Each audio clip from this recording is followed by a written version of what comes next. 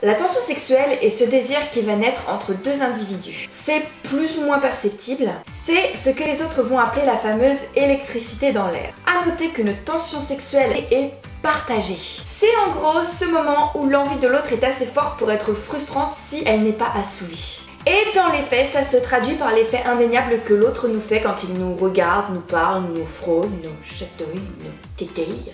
Alors, pourquoi est-ce que c'est important ? Tout d'abord parce qu'une tension sexuelle forte va en grande partie déterminer de la qualité de votre première relation sexuelle. Tout est une question de température.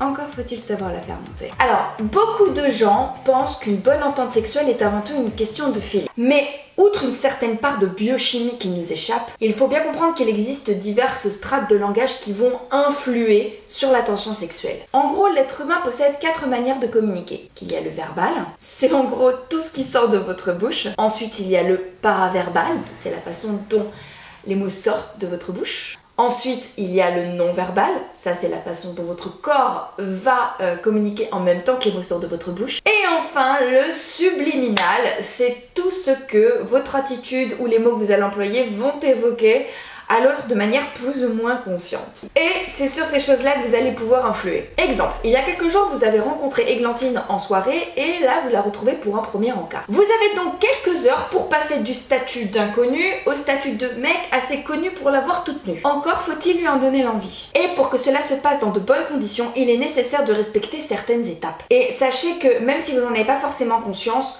si la tension sexuelle monte, pour qu'elle monte vite, eh bien, il faut que vous respectiez ces étapes. Et si cela s'est produit, c'est que vous avez d'une manière ou d'une autre respecté ces étapes. Tout d'abord, percevoir l'autre comme un individu sexué. Alors, considérer l'autre comme un individu sexué permet de modifier en profondeur sa physiologie. Ça va être quasiment instantané. Votre voix va baisser d'un ton, vous allez vous tenir plus droit, regarder l'autre dans les yeux et vous rapprocher physiquement de cette personne. C'est indéniable. Ensuite, sachez que faire monter la tension sexuelle ne se fait pas tout seul. Une grande part d'observation est alors nécessaire. Et il existe certaines étapes à valider les unes après les autres à observer auprès d'Églantine. Tout d'abord, s'assurer que Églantine est concentrée sur vous et que vous êtes le centre de son attention. Elle vous regarde dans les yeux, elle rit à vos blagues, même les pas marrantes. L'intégralité de son corps est tournée vers vous et elle est proactive dans l'échange. Ensuite, s'assurer qu'Églantine est d'accord pour se laisser approcher. Elle vous laisse intégrer son espace de proxémie. Elle se laisse toucher dans des zones de moins en moins neutres. Elle vous regarde dans les yeux et surtout, elle n'est pas mal à l'aise avec ce qui est en train de se passer. Alors,